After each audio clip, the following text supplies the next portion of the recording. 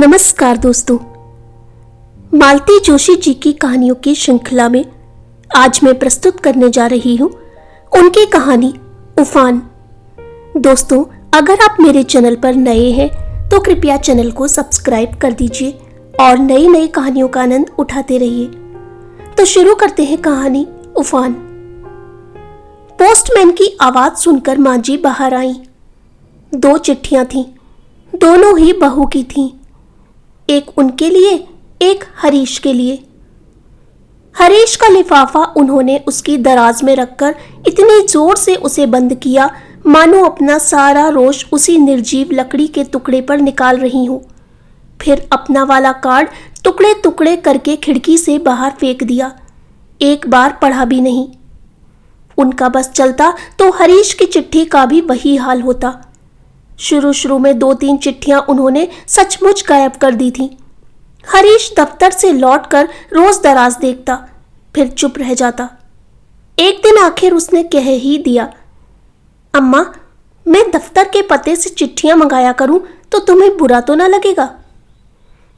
हरीश एकदम अपने पिता पर गया है। वाद विवाद के फेर में नहीं पड़ता।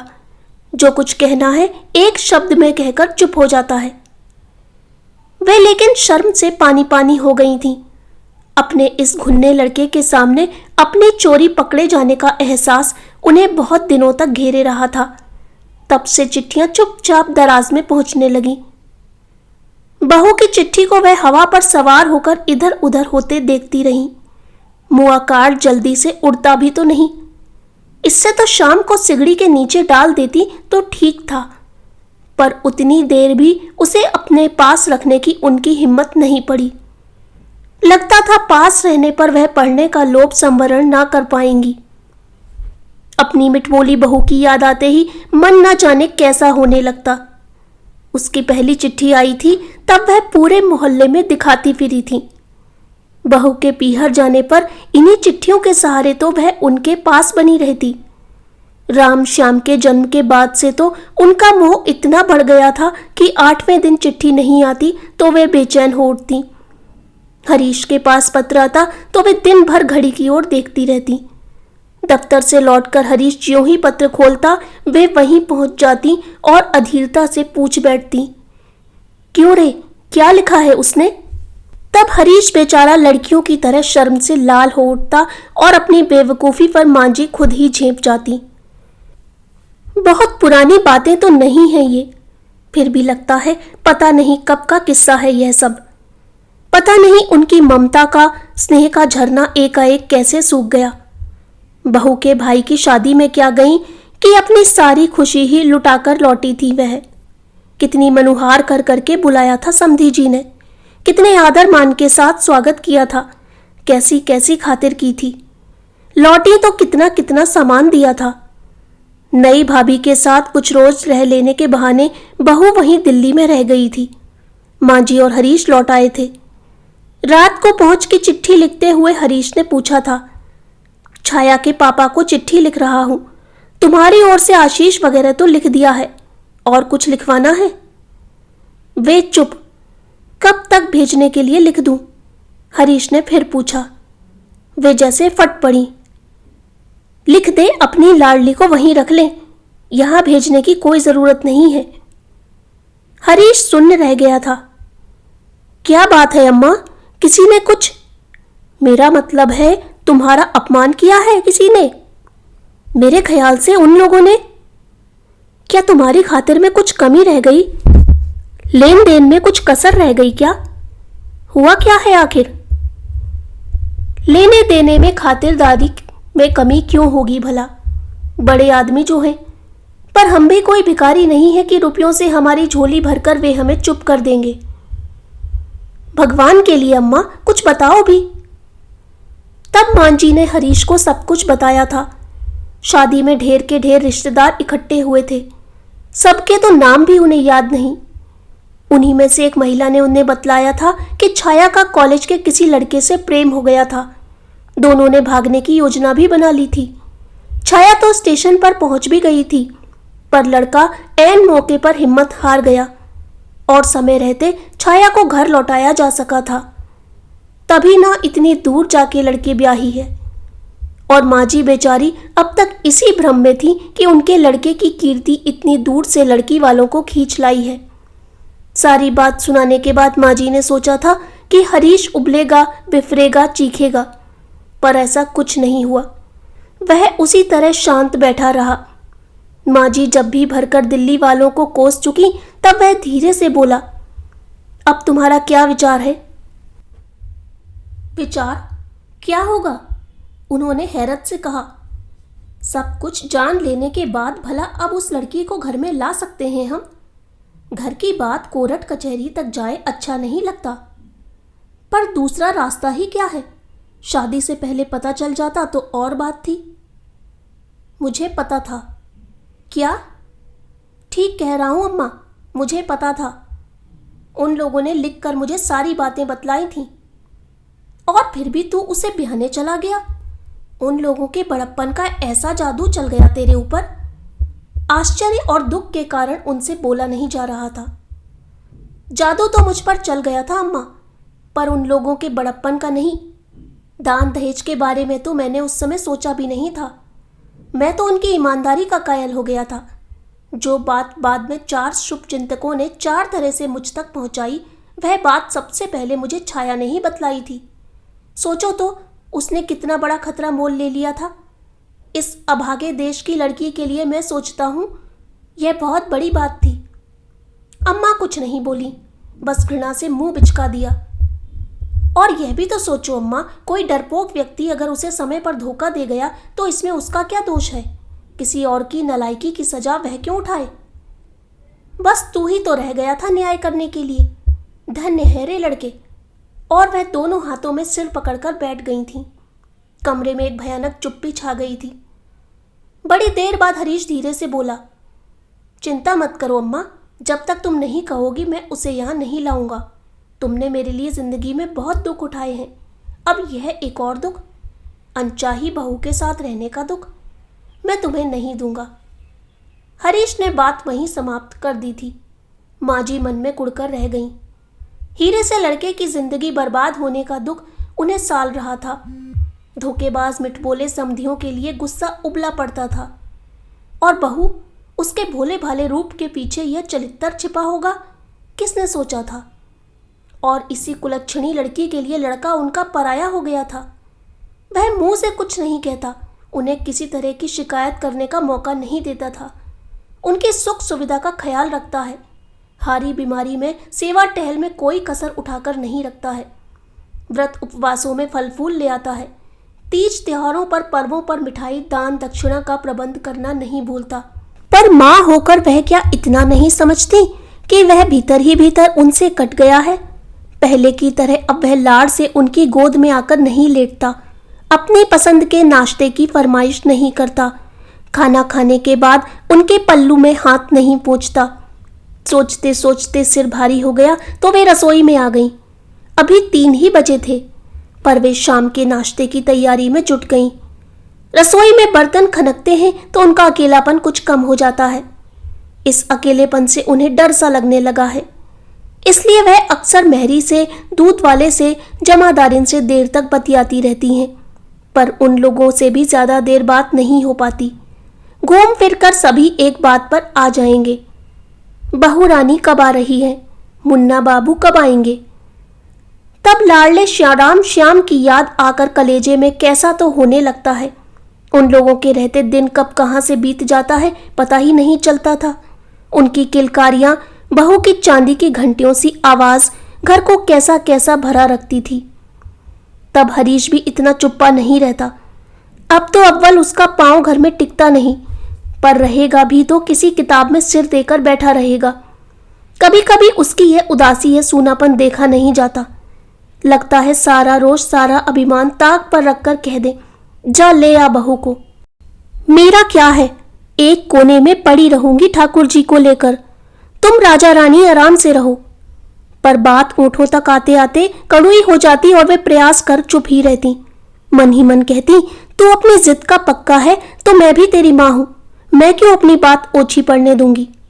हरीश आया, सब्जी का थैला रसोई में रखकर कमरे में चला गया। वह चाय बनाकर बैठी रही। बड़ी देर तक वह नहीं लौटा तो खुद ही नाश्ते की प्लेट और चाय का कप लेकर कमरे में चली गई। वह पत्र पढ़ रहा था। उन्हें तो पत्र की बात याद ही न रही थी। माँ को देखकर उसने लिफाफा दराज में डाल दिया और चुपचाप नाश्ता करने लगा। माँ का मन रखने के लिए उसने इधर उधर की कोई बात छेड़ी थी, पर बातचीत जम ही ना पाई। चाय पीकर वह फिर से बाहर जाने के लिए तैयार होने लगा तो उन्हें घबराहट होने लगी। कहीं जा रहा है? हाँ अम्मा, और रात खाने पर इंतजार मत करना। क्यों? आज पार्टी है, अपना मनोज है ना, वह विलायत जा रहा है। अच्छा, तो एक दिन अपने यहाँ भी बुला लेना उसे, तू तो उसका पक्का दोस्त है। सबसे पहला न्योता तो तेरी ओर से ही होना चाहिए था। हरीश का चेहरा क्षण भर को तो कैसा हो गया। धीरे से बोला, दरअसल अम्मा पार्टी मैं ही दे रहा हूँ। घर पर ही बुलाना चाह रहा था, पर काफी लोग हैं, तुमसे संभल नहीं पाता। मतलब है कि तुम्हें तकलीफ होती इसलिए। होटल में पार्टी दे रहा है, यही ना? माँ जी का मन हुआ कि लड़के को खूब खरी खोटी सुनाए। तकलीफ का तो बहाना है। सच तो यह है कि अब अम्मा के हाथ का खाना भाता नहीं है। बहू की तरह विलायती खाना उन्हें थोड़ी ही आता है। पर उन्होंने कुछ नहीं कहा, चुपचाप उसे तैयार होते देखती रहीं। मन हुआ कि पूछें कि जब घर पर खाना नहीं था तो ये ढेर की ढेर सब्जी किसके लिए लाए हो, पर यह भी नहीं कहा, बस बुत बनी बैठी रहीं। हरीश के जाने के बाद घर और सूना लगने लगा। शायद इसी सूनेपन की कल्पना से वे इतनी अधीर हो उठती थीं। दिन भर तो किसी तरह रह लेती हैं, पर शाम को खाली घर उन्हें काटने को दौड़ता है। इस समय किसी के यहाँ जाना भी अच्छा नहीं लगता। सबके यहाँ चहल पहल होती है, सबके पास अपने अपने काम होते हैं। सबके बीच में वे ही एक फालतू सी लगती हैं। आज तो रात को खाने का भी झंझट नहीं था, फुर्सत ही फुर्सत थी। सारे घर की बत्तियां जला के वे बाहर दरवाजे में बैठ रहीं, सड़क की रौनक देखती रहीं। पाए लागी काकी? उन्होंने चौंक कर सिर उठाया। मकान मालिक की बहन कांता अपने छोटे बच्चे के साथ खड़ी हुई थी। अरे कांता, आओ आओ, उन्होंने उल्लसित स्वर में कहा। इतनी लंबी शाम काटने का एक सहारा सा मिल गया था उन्हें। उसकी आओ भगत करने में, उससे बातें करने में काफी समय निकल गया। भैया नहीं लौटे क्या अभी? जरा देर बाद कांता ने पूछा। भाभी नहीं है तो क्या दफ्तर में ही बैठे रहते हैं? माँ जी को लगा जैसे किसी ने उनके मर्म पर ही चोट की है। वो नहीं है तो क्या, बूढ़ी माँ तो बैठी है, उसके लिए तो समय पर आना ही पड़ता है। मुझे तो बिन्नी जरा सी देर हो जाए तो फिक्र होने लगती है। अभी अभी तो बाहर गया है, किसी पार्टी में गया है। उन्होंने लंबी चौड़ी सफाई दी। उनसे एक काम था, आप ही से कहे जाती हूँ, सुबह शायद ना आ पाऊं। बताओ। आज के पेपर में एक स्कूल का विज्ञापन निकला था, खंडवा में है। आप लोग तो वहीं के हैं। अगर भैया किसी को जानते हो तो मेरे लिए कोशिश करके देखें। तू नौकरी करेगी? माँ जी को इतना आश्चर्य हुआ। बड़े घर की बेटी है, खाते पीते घर की बहू है, इसे क्या गरज आ पड़ी। फिर याद आया पति 3 साल के लिए अमेरिका गए हैं, इसलिए अपने 4 बच्चों को लेकर वह पिछले साल से यहाँ आ गई है। अकेले समय नहीं कटता होगा। कांता से बोली, नौकरी ही करनी है तो इतनी दूर जाने की क्या जरूरत है लल्ली, यहीं ढेर सी नौकरियां मिल जाएंगी। सेठ जी तो कितनों को जानते पहचानते हैं। यही तो बात है काकी, मैं दादा से कहना नहीं चाहती। यहाँ नौकरी चाहती भी नहीं, कहीं बाहर ही मिले तो अच्छा। यहाँ रहकर अलग घर लेना भी अच्छा नहीं लगता। माँ जी का माथा ठनका। क्यों री, कुछ खटपट हो गई है क्या भाभियों से? नहीं, खटपट तो नहीं हुई, पर अब तुमसे क्या छिपाना काकी। लड़की तो मेहमान की तरह आए तो अच्छी लगती है, यूं हमेशा के लिए घर। हाय हाय, ऐसा कुबोल क्यों बोलती है?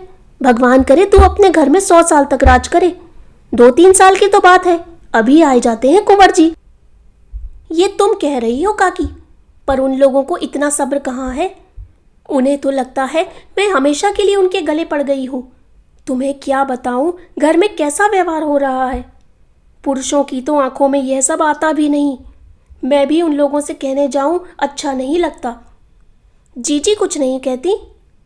अम्मा, सबसे ज्यादा दुख तो उन्हीं के कारण है। चुपचाप सब देखती रहती हैं पर कुछ नहीं कहती। उल्टे मुझी को सुनाती हैं कि तू तो कल को अपने घर चली जाएगी, मुझे तो इन्हीं बहुओं से निवाह करना है, मैं क्यों बुरी बनूं। बोलते बोलते कांता का गला भर आया।